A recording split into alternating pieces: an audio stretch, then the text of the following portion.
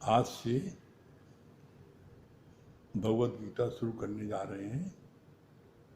भगवत गीता शुरू करने के पहले भगवत गीता का क्या महत्व है ये जानना सभी को बहुत जरूरी है।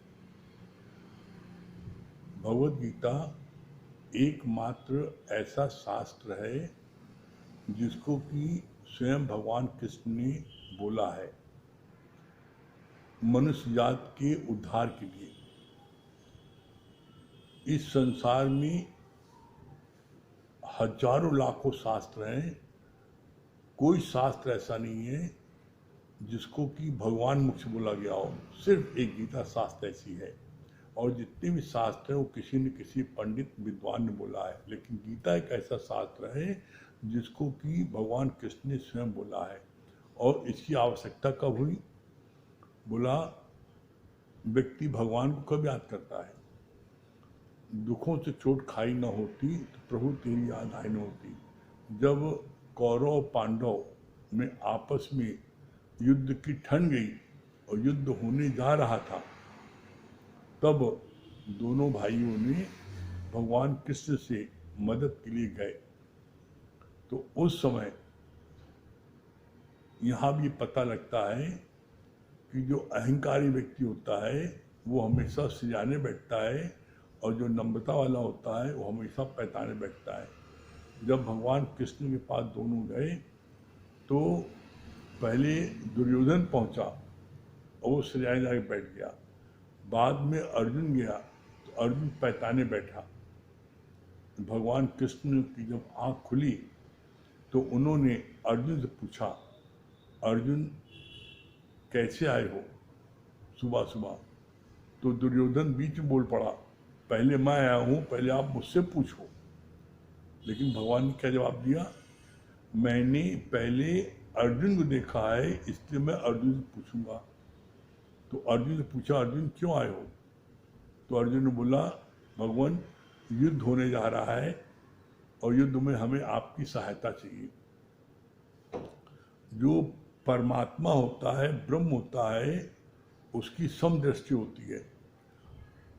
भगवान कृष्ण को अर्जुन अतिशय प्यारा था, उसके बावजूद भगवान ने कोई पक्ष नहीं लिया। भगवान ने सिर्फ ये बोला, अर्जुन को मैंने पहले देखा, इसलिए मैं अर्जुन से पहले पूछूंगा। तो अर्जुन से कहा भगवान कृष्ण ने कि एक तरफ मैं अकेला निहत्ता और दूसरी तरफ मेरी अक्षौणी सेना है। तुमको जो लेना है तुम ले सकते हो, फर्स्ट चॉइस तुम्हारी है। तो यहाँ पर एक बात ये मानना पड़ेगा कि अर्जुन भगवान कृष्ण को भगवान जानता था, इसीलिए उसने भगवान कृष्ण को मांगा कि हमें सिर्फ आप चाहिए। हालांकि जिसमें पहले भगवान ने अर्जुन से पूछा तो दुर्योधन बहुत डर रहा था, क्योंकि दुर्योधन कृष्ण को भगवान नहीं मानता था। वो डर रहा था कि पहली चॉइस अर्जुन की है और अर्जुन ने अगर अक्षौणी सेना मांग ली तो हम इस ग्वाले के क्या करेंगे। लेकिन जब अर्जुन ने भगवान कृष्ण को मांगा और अक्षौणी सेना नहीं मांगी तो दुर्योधन बहुत खुश हुआ कि ये जो है, इसने देखो कैसा मूर्ख है, इसने अक्षौणी सेना नहीं मांगी। तो यहाँ पर ये बात सोचने की है कि अर्जुन ने कृष्ण को भगवान माना, इसलिए उन्होंने क्या किया, इसलिए उन्होंने भगवान कृष्ण को माना। तो ऐसे में यहाँ पर अर्जुन की श्रद्धा देखते बनती है, अर्जुन की श्रद्धा यहाँ पर देखते। और तुम बोल रहे हो कि मेरा जो है मन मेरा घबरा रहा है और मैं इनको मारूंगा, दोबारा का औलाद पैदा होगी, हैं? ये कैसी बातें कर रहे हो? ये तो यही बात हो गई जैसे कोई जो है मल्लाह नाव पर बैठा करके यात्रियों को बीच समुद्र में ले जाए और वहाँ कहे कि अब जो है मेरा नाव चलाने का मन नहीं कर रहा है, अब आप लोग जो है जैसे चाहे से जाओ भी समुद्र में। उसी तरीके से तुमने जो है दोनों सेनाएं आमने सामने खड़ी हैं और इस समय तुम कह रहे हो कि हमको जो है हमारे को जो है युद्ध नहीं करना है?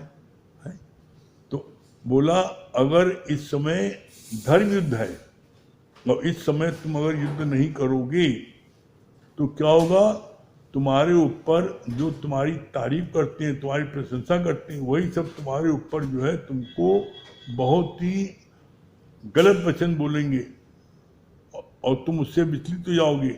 एक सम्मानित व्यक्ति के लिए निंदा मरने से बढ़कर है। जब वो बोलेंगे कि अर्जुन जो है डरपोक था, अर्जुन युद्ध भूमि से भाग गया, अर्जुन नपुंसक था, तब तुम्हारा क्षत्रिय खून खौलेगा और उस समय तुम युद्ध करने के लिए दौड़ोगे। तो उस समय तुम्हारे अहंकार का युद्ध होगा, उस समय तुम्हारा धर्म युद्ध नहीं होगा। अभी धर्म युद्ध है और धर्म युद्ध जिधर होता है तो उसमें उधर भगवान खड़े होते हैं। तो ऐसे में अगर आप चाहते हो कि आप धर्म के मार्ग पर चलना चाहते हो तो इस समय आप युद्ध करो, और युद्ध करोगे तो इसमें अगर अभी आप जीतते हो, अगर आप जीतते हो तो क्या होगा, बोला तुम पृथ्वी में राज्य करोगे और यदि वीर गति को प्राप्त होते हो तो तुम्हारे को जो है स्वर्ग मिलेगा, तुम्हारे को भगवान का स्थान मिलेगा। तो इसलिए इसमें तुम युद्ध करो। भगवान ने उसको बहुत समझाया कि तुम्हारे लिए इसमें युद्ध करना जरूरी है, क्योंकि तुम्हारे पर युद्ध थोपा गया, तुम युद्ध नहीं कर रहे हो, तुम्हारा युद्ध थोपा गया है और यहाँ से भागोगे तो तुम डरपोक कहलाओगे, भगोड़े कहलाओगे, नपुंसक कहलाओगे और तुम्हारे ही जो लोग तुम्हारी प्रशंसा करते हैं तुम्हारी निंदा करेंगे। और सम्मानित व्यक्ति के लिए निंदा जो है मरने से बढ़कर है। फिर बोला आगे, अहंता ममता कर्ता, ये तीन पुलिस वालों के सदस्य मनुष्य को जकड़ कर बैठे हैं। ये तीन महारोग हैं, अहंता, ममता, अहंता माने मैं, ममता माने मेरा, कर्ता माने करने वाला। ये तीन महारोग हैं और ये तीनों बड़े जबरदस्त हैं। बोला कैसे हैं, बोला जैसे टीबी या कैंसर फर्स्ट स्टेज में होता है तो उससे छुटकारा मिल सकता है और थर्ड स्टेज में नहीं, ऐसे ही तुम्हारा होमय का रोग भी बहुत आगे की स्टेज में थर्ड स्टेज पे पहुंच गया है। तो ये बोला जैसे ही ये तुम्हारे अंदर में अहंता ममता करता आए, मैं करने वाला हूँ, मैं करूँगा, मैं अपने वाला नहीं करूँ, कौन करेगा दूसरा, तो बोला ये तीसरे स्टेज पर आ जाएगा तो फिर ये नहीं ठीक होगा। ये पहली स्टेज पर जैसे ही आता है वैसे गुरु से इसका इलाज करो तो फिर तुम्हारे को रोग दूर हो सकता है, जैसे पहली स्टेज पर कैंसर में इलाज करने पर वो ठीक हो जाता है। बुढ़ा गाना रोज गाता था कि प्रभु मुझे बुला लो, पर नारद उसके पास गया तो उसने भी शरीर छोड़ने से इनकार कर दिया। ये इसके लिए दृष्टांत तो गुरु जी ने बहुत अच्छा बोला था। कहा कि नारद जी ने भगवान से कहा कि आप लोगों को मुक्त क्यों नहीं कर देते, इतना लोगों को कष्ट होता है, आप मुक्त कर दिए बवाली खत्म हो। तो नारद जी को भगवान ने बहुत अच्छा जवाब दिया कि कोई मुक्ति मांगे तब तो मैं उसको मुक्त करूं, जब कोई मुक्ति मांगते मैं किसको दे दूं। अरे कहीं नहीं, सब लोग चाहते हैं का एक व्यक्ति ऐसा लाओ जो मुक्ति चाहता मैं उसको मुक्त कर दूं। तो जब नारद जी आए धरती पर और लोगों से कहा कि तुम्हें मुक्ति चाहिए, तो किसी ने कहा अभी शादी नहीं किया, शादी का मजा ले लें तब मुक्ति चाहिए। किसी जिसने शादी कर ली थी, लड़के बच्चे हो गए थे, तो उसने कहा भाई लड़के बच्चों को शादी कर लें, उनको सेटल कर लें, अभी इतनी जल्दी काहे की मुक्ति है, उसने मना कर दिया। फिर जिसकी शादी हो गई थी, लड़के बच्चे हो गए थे, लड़कों बच्चे शादी हो गई थी, तो उससे कहा अरे आप तो बुढ़ा, आप चलो, आपको मुक्ति चाहिए। उसने कहा नहीं, अरे अभी हमको पोते की शादी देखना है। तो यानी कि कोई व्यक्ति भी मुक्ति के लिए तैयार नहीं हुआ। तब नारद को बड़ा आश्चर्य हुआ कि हमने भगवान से कहा था कि मुक्ति दे दो और यहाँ तो व्यक्ति मुक्ति चाहते ही, मैं किसको मैं ले जाऊँ। तो चांस की बात थी कि एक बुढ़ा वो गाना गा रहा था और कह रहा था, हे प्रभु तेरी दुनिया से दिल भर गया। तो नारद बड़ा खुश हुए कि चलो एक तो मिला कम से कम, इसको ले चले। नारद उसके पास गए कि तुम्हारा दिल भर गया, अब तुम्हें मुक्ति चाहिए, चलो। तो नारद क्या बोला, अरे पागल हो क्या, अरे हम अपनी मस्ती में गाना गा रहे थे, दुनिया में प्रभु तेरी दुनिया में दिल भर गया, अपनी मस्ती। अरे अभी हमें पोते की शादी करनी है, अभी हमें जो है पर पोता बनना है, पर पोता देखना है, और तुम्हें मुक्ति तो मिलनी चाहिए। तो दुनिया में किसी को मुक्ति चाहिए ही नहीं, दुनिया में दुनियावी पदार्थ लोगों को चाहिए, जगत की, भौतिक जगत की वस्तुएं चाहिए, मुक्ति किसी को नहीं चाहिए। तो ऐसे में मुक्ति जो है किसको है, बोला ज्ञानी को, और ज्ञानी स्वयं मुक्त स्वरूप है। क्यों? क्योंकि उसकी किसी जगह आसक्ति नहीं है। जब आसक्ति नहीं है तो मुक्त है। कैसे? मुक्ति क्या है? सर्व दुखों की निवृत्ति और परम आनंद की प्राप्ति है ये मुक्ति। फिर बोला, बहुत अच्छी बात बोली, शास्त्रों में भी कहा है 25 साल ब्रह्मचर्य, 25 साल गृहस्थ, 25 साल वानप्रस्थ और 25 साल संन्यास। बोला शास्त्र पहले 100 साल उम्र होती थी तो 25-25 साल बांटा गया था। 25 साल ब्रह्मचर्य, 25 साल गृहस्थ, 25 साल वानप्रस्थ, 25 साल संन्यास। आज 100 साल किसकी उम्र है? अरे अधिक से अधिक 60-70। तो 60 साल में 15 साल में 15 साल ब्रह्मचर्य, 15 साल गृहस्थ। तो आज कौन 15 साल, 20 साल, 25 साल ब्रह्मचर्य रहता है? तो इसके लिए भगवान ने बोला कि ये पहले नियम था और इस नियम लोग पालन करते थे, अब तो आज किसी बात को कोई नियम पालन करते नहीं ना। फिर आगे बोला भगवान ने, बहुत अच्छी बात बोली, बच्चों को दुनिया में तुम शादी के चक्रव्यूह में फंसा देते हो, लेकिन उनको बाहर निकालने की विद्या नहीं सिखाते। किसी बच्चे का अगर मन ज्ञान में लगता है तो गुरु के पास आता है तो उसे भी जगत में वापस खींचने का प्रयास करते हो। कितनी अच्छी बात बोली भगवान ने। बोला किसी की कि बच्चा जैसे 20-22 साल का लड़का हुआ तो कैसे जल्दी से इसकी शादी करें, लड़की की कैसे घर से कूड़ा निकालें, शादी कैसे करें। भगवान ने क्या बोला कि तुम उसको बीच मझधार में नदी में उसको ढकेल रहे हो, क्या उसको तुमने तैरना सिखाया? तैरना नहीं सिखाया और उसको तुम जो है पुल पर से नदी में ढकेल रहे हो। तो बोला ये जगत क्या है? भवसागर। भवसागर जो है, यहाँ पर जो तैरना जानता है वही निकल सकता है, बाकी सब डूबेंगे। तो क्या तुमने लड़के को तुमने जो है ज्ञान दिया है, पहले तुमने तैरना सिखाया है? और अगर तुमने तैरना नहीं सिखाया है तो वो जो है ये भवसागर है, कहीं न कहीं डूब जाएगा।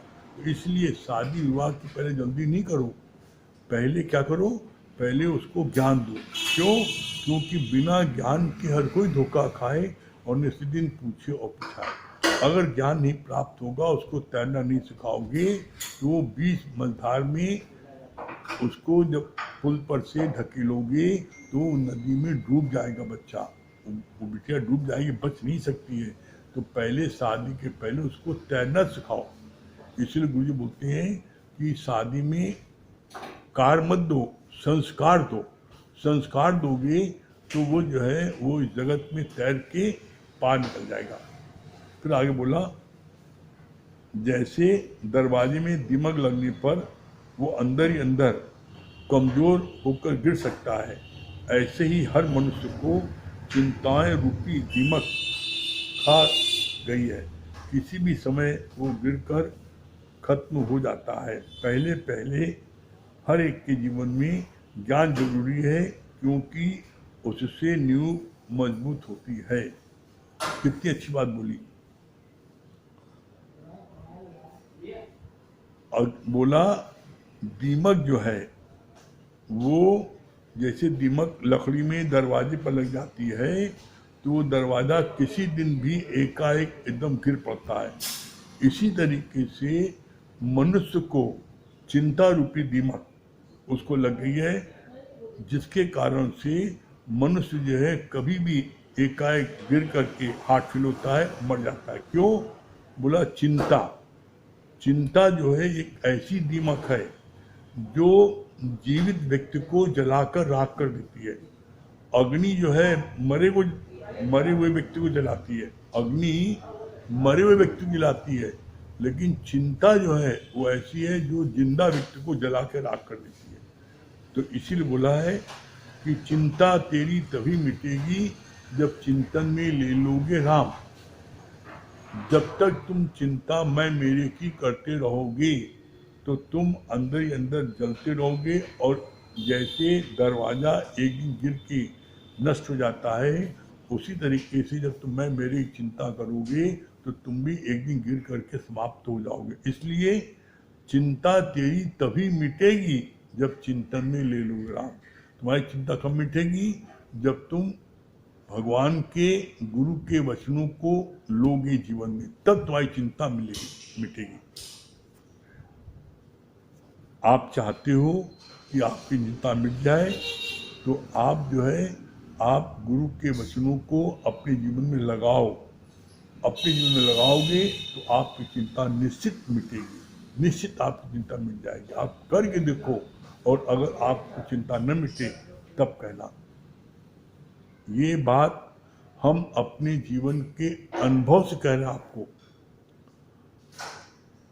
जब तक ब्रह्म ज्ञान नहीं होगा चिंता किसी कीमत पर नहीं मिटेगी। जब ब्रह्म ज्ञान मतलब क्या है? ब्रह्म ज्ञान मतलब है मैं आत्मा हूँ, मैं ब्रह्म हूँ। तो जब मैं आत्मा में ब्रह्म हूँ तो ब्रह्म में क्या कोई जीव आता है? बोला जीव आत्मा। जब आत्मा जीव में मिक्स होती है, मिल जाती है, तो जीव आत्मा बनती है। तो तुम हो आत्मा, तुम शरीर नहीं है। शरीर तो नश्वर है, शरीर तो कभी नष्ट हो सकता है। तो बोला मैं ब्रह्म हूँ, मैं ब्रह्म हूँ, ये सबसे बड़ा जाप है, और मैं जीव सबसे बड़ा पाप है। ये गुरु के वचन को आप मानोगे तो आपको जीवन में कोई दुख नहीं संताप करेगा। और गुरु के वचन को नहीं मानोगे और मन बुद्धि चलाओगे तो आपको जीवन में दुख सुख दोनों रोज सहने पड़ेंगे। आप चाहते हो, इससे बचना चाहते हो कि हमको दुख सुख ना लगे, तो आप हर समय अपने को ये महसूस करो आई एम दैट, मैं वो ब्रह्म हूँ, मैं वो आत्मा हूँ। तो आपको दुनिया का कोई दुख सुख नहीं व्यापेगा। आप करके देखो और आपको आनंद न मिले तब कहना, निश्चित आपको आनंद मिलेगा। तो आज ये गीता का पहला अध्याय का पहला चैप्टर, पहला पन्ना हुआ है। बाकी दूसरा पन्ना ये अगले दिन, कल इसको जो है होगा। धन्यवाद सभी प्रेमियों को। हरि ओम।